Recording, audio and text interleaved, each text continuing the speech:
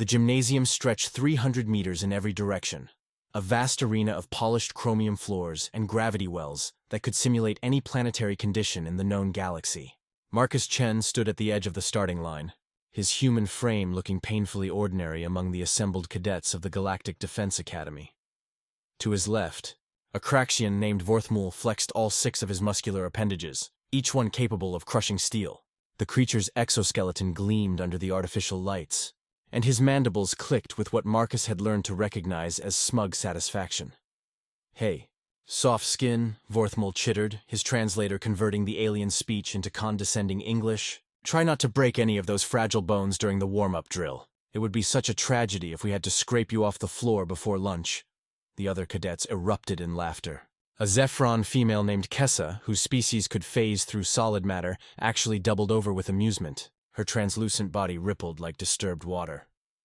"I give him 30 seconds before he calls for medical assistance," she wheezed between giggles. Marcus said nothing.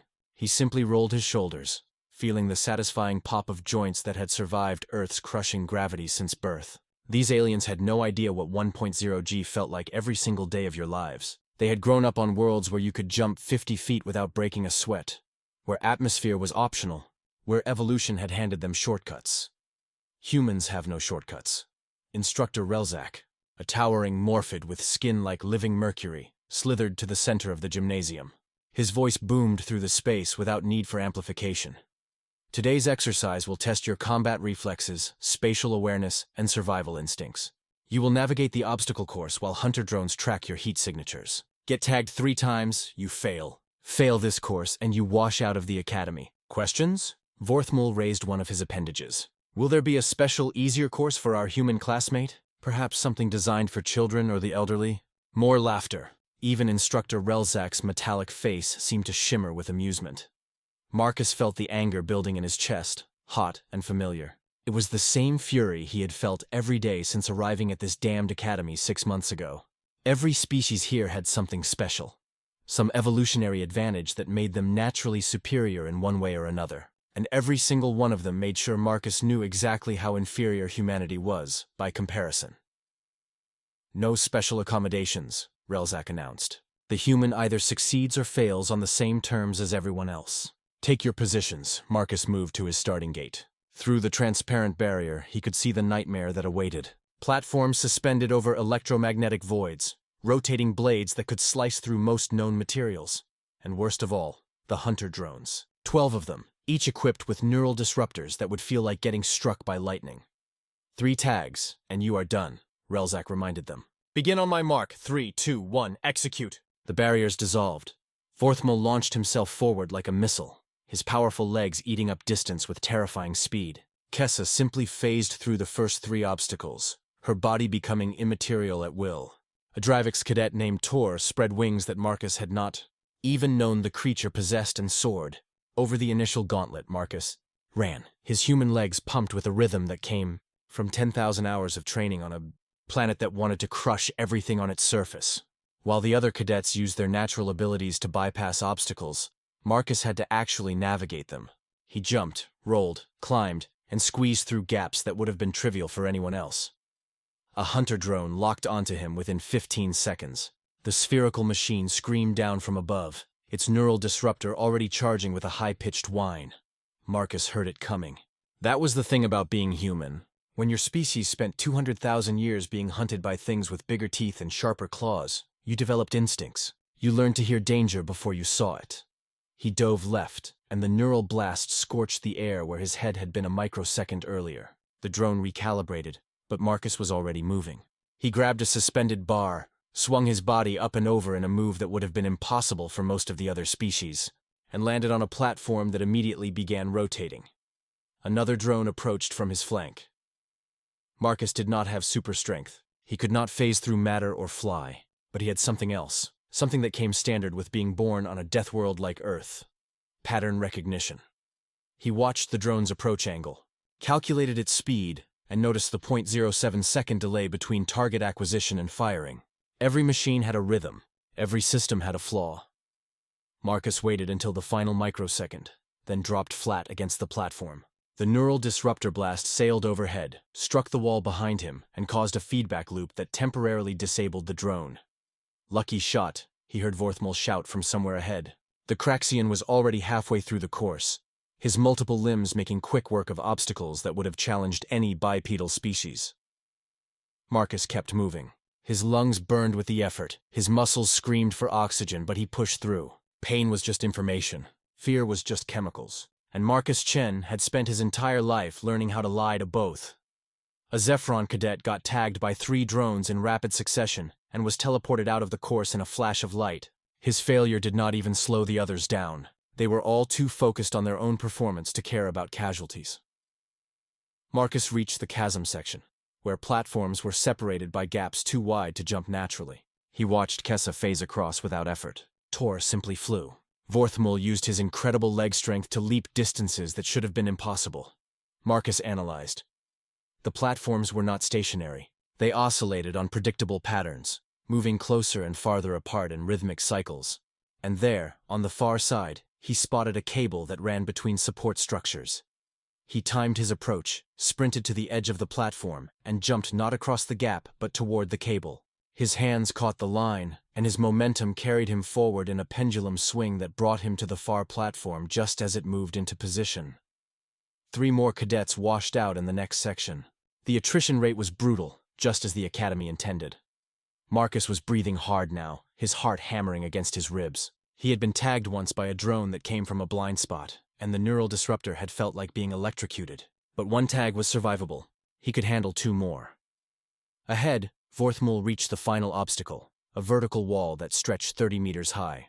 The Kraxian scaled it in seconds using his multiple gripping appendages, then turned at the top to observe the other cadets struggling below.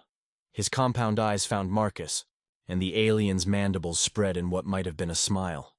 "Still alive, human? I am almost impressed." "Almost." Marcus did not waste breath on a response. He studied the wall, looking for handholds that his very human fingers could grip. The surface was designed to be nearly smooth, a challenge even for species with natural climbing abilities. But there, along the seams where panels joined, there were microscopic gaps. Enough for fingertips, barely. Marcus began to climb. Every meter was agony. His fingers bled within the first few grips. His arms trembled with exhaustion. But he had learned long ago that the human body was capable of far more than the human mind believed. You just had to shut off the part of your brain that cared about consequences. A drone locked onto him while he was 20 meters up. Completely exposed, no cover, no evasion possible. Marcus looked up and saw Vorthmul watching with undisguised glee. "This is where you fail, soft skin," the Kraxian announced. "No shame in it. You were doomed from the start." The drone fired. Marcus let go of the wall. He fell, and for a heart-stopping instant, every cadet watching thought the human had just committed suicide. But Marcus was not falling. He was diving. His body twisted in midair with the kind of desperate agility that came from a species that had invented parkour and gymnastics and 1,000 other ways to cheat death through motion. He caught a lower handhold, absorbed the impact with bent knees and compressed spine, and swung himself into an alcove just as the neural blast struck empty air. The gymnasium went silent. Marcus continued climbing, his vision tunneled. His muscles felt like they were tearing themselves apart, but he could see the top now. Could see Vorthmul's mandibles hanging open in something that might have been shock. 10 meters, 5 meters, 2 meters. Marcus hauled himself over the edge and collapsed onto the platform, gasping for air that his lungs could not seem to process fast enough. Every cell in his body demanded rest. Instead, he stood up. Instructor Relzak's voice echoed through the gymnasium. "Cadet Chen, you have been tagged once. 2 tags remaining. You have completed the course in 47 minutes, 18 seconds. This is the slowest time recorded today." Vorthmul's mandibles clicked with renewed amusement. "Slowest time, of course. The human is slow at everything."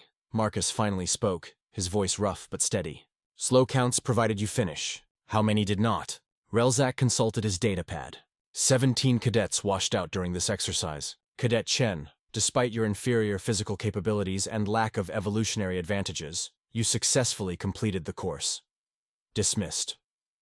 Marcus walked toward the exit on legs that barely functioned. Behind him, he heard Kessa whisper to another cadet. He should not have survived that. The fall alone should have killed him. "Humans are fragile," someone else responded. "Everyone knows this." Marcus smiled despite the pain. Let them think he was fragile. Let them believe he had just gotten lucky. They would learn soon enough, because the obstacle course was just Phase 1 of combat training. Phase 2 started next week, and Phase 2 was hand-to-hand combat. Against species that had claws, mandibles, extra limbs, and evolutionary advantages that made them naturally superior in every measurable way, Marcus could not wait. He had been waiting his whole life to show these arrogant aliens what happened when you cornered something from a death world. What happened when you pushed a human past the point where survival instincts should have shut down the body? They were about to learn that humans did not have an off switch. They were about to meet fear. Human style. The combat arena was different from the obstacle course, smaller, more intimate. Nowhere to run. Marcus liked it already. He stood in the preparation chamber, wrapping synthetic fiber tape around his knuckles, while the other cadets went through their own pre-fight rituals. Vorthmul was having his exoskeleton polished by a maintenance drone. Kessa practiced phasing in and out of solidity, her translucent form flickering like a broken hologram. Tor sharpened his talons on a whetstone that screamed with each stroke. They all looked so confident, so sure of their superiority. Marcus finished taping his hands and started stretching. His body still ached from the obstacle course 3 days ago, but pain was just weakness leaving the body. At least, that was what his drill instructors back on Earth used to say before they made him run another 10 kilometers. Instructor Relzak oozed into the chamber, his mercury skin rippling with what might have been anticipation. "Today, you learn the most important skill in combat," the Morphid announced. "How to disable an opponent using only your natural abilities. No weapons, no technology. Just you and your adversary in a close-quarters battle. You will fight until one combatant submits or is rendered unconscious. Medical teams are standing by. Try not to kill each other, but accidents happen. Questions?" A Dravix cadet raised one wing. "What if our opponent is significantly weaker? Should we hold back to avoid injury?" Relzak's metallic face somehow conveyed contempt. "If your opponent is weak, they should not have enrolled in the academy. Show no mercy. The enemy certainly will not."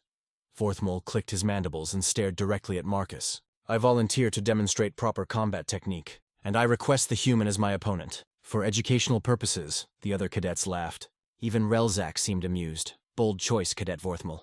"Very well. You and Cadet Chen will be our first demonstration. Enter the arena."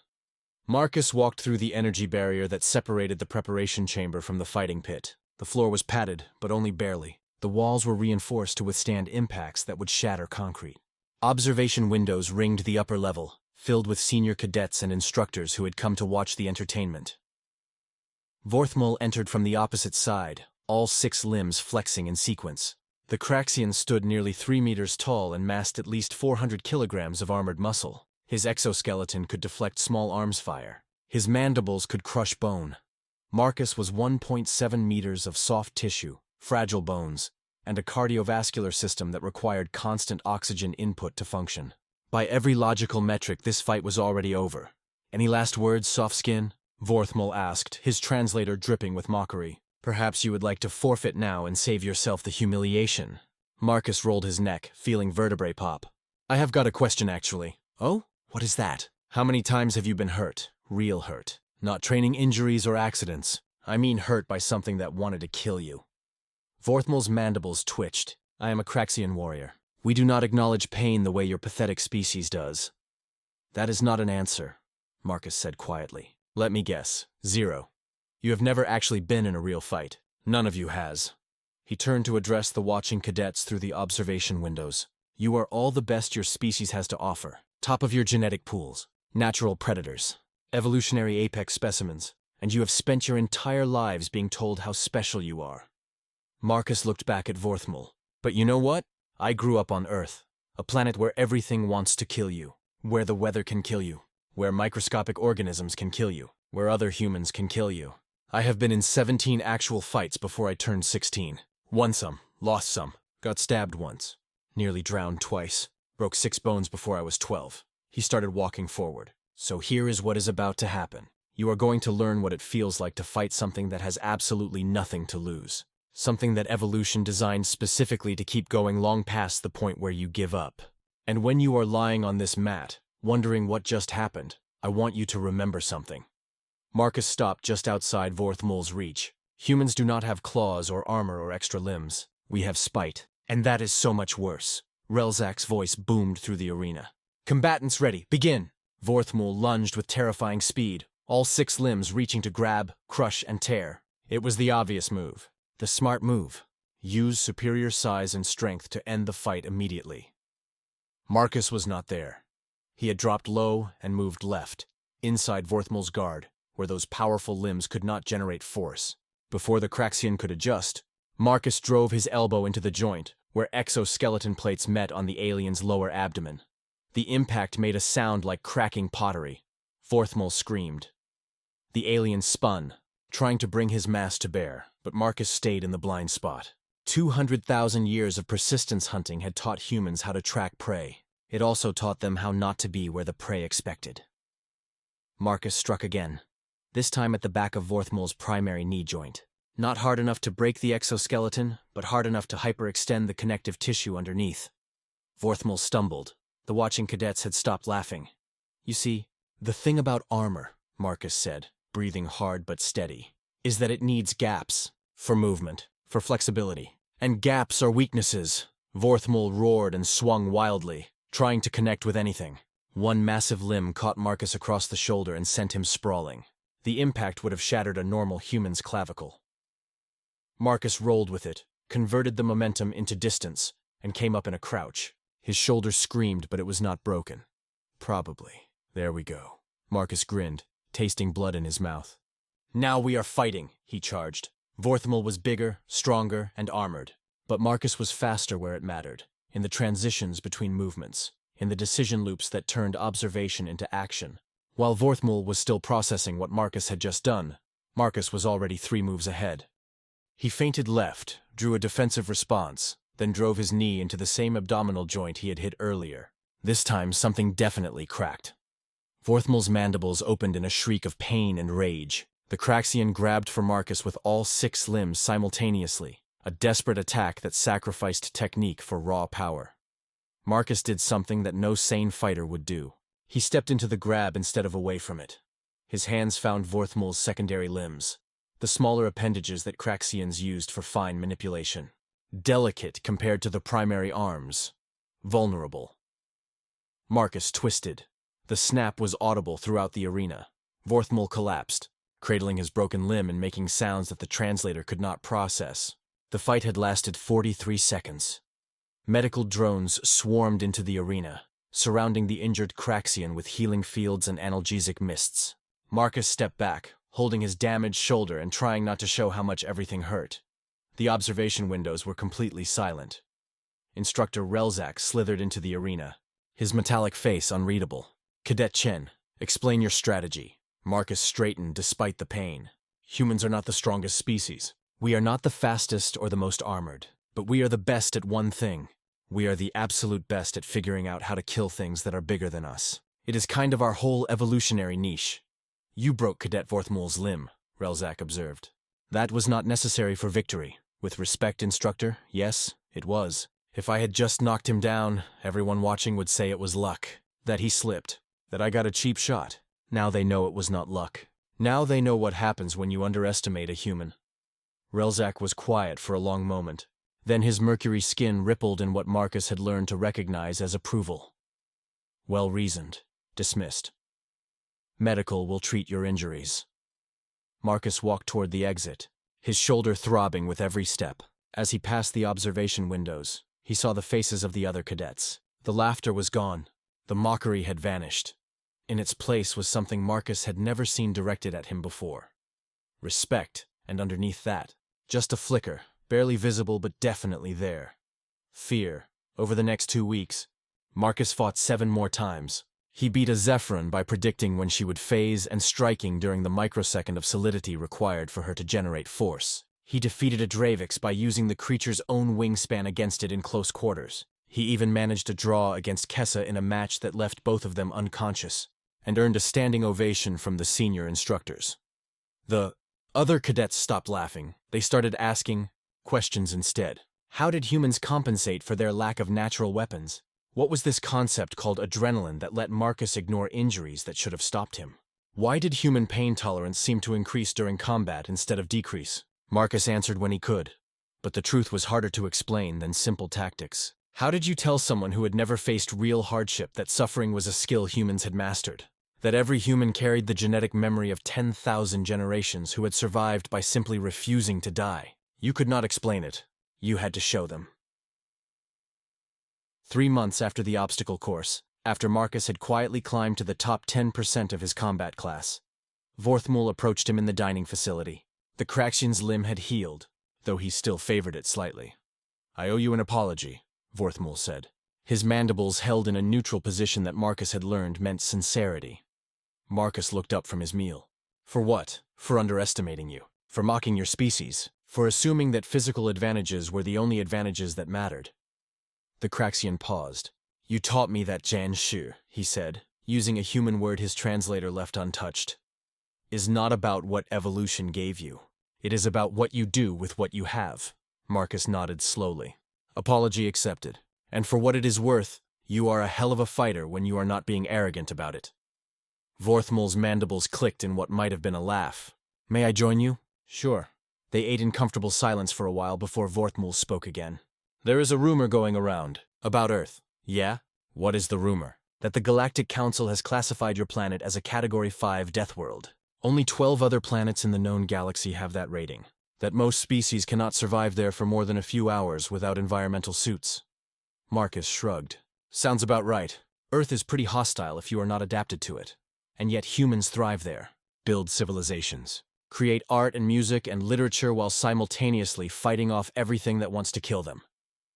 Vorthmul leaned forward. "How?" Marcus thought about it. About growing up in a world with hurricanes and earthquakes and droughts and floods. About diseases that could wipe out millions. About predators that hunted in packs and prey that could kill you with venom or horns, or sheer mass. About other humans who could be the greatest threat of all. "We are stubborn," he finally said. "That is the secret. Humans are just too stubborn to accept that we should not exist. So we keep existing out of spite." Vorthmul's mandibles spread in what Marcus now recognized as a genuine smile. "I think I am beginning to understand why the Galactic Defense Academy accepted human applicants despite your physical limitations. You bring something we do not have." "What is that?" "The refusal to accept defeat. The capacity to keep fighting long past the point of reason. The willingness to weaponize suffering itself." Vorthmul clicked his mandibles thoughtfully. "You are right. That is so much worse than claws," Marcus grinned. "Just wait until you meet the rest of humanity. I am one of the nice ones." They both laughed, and in that moment, Marcus realized something important. He had not come to the Galactic Defense Academy to prove humans were strong or fast or naturally gifted. He had come to prove that humans were survivors, and you could laugh at survivors all you wanted, right up until the moment you needed one to save your life. Then the laughter stopped, and the real respect began. Marcus Chen finished his meal, nodded to his former adversary-turned-friend, and headed back to his quarters. Tomorrow would bring new challenges, new opponents, and new chances to show the galaxy what humanity was capable of. He could not wait. After all, spite was not just a motivation. For humans, it was a way of life, and Marcus had a whole lot of spite left to share. The end.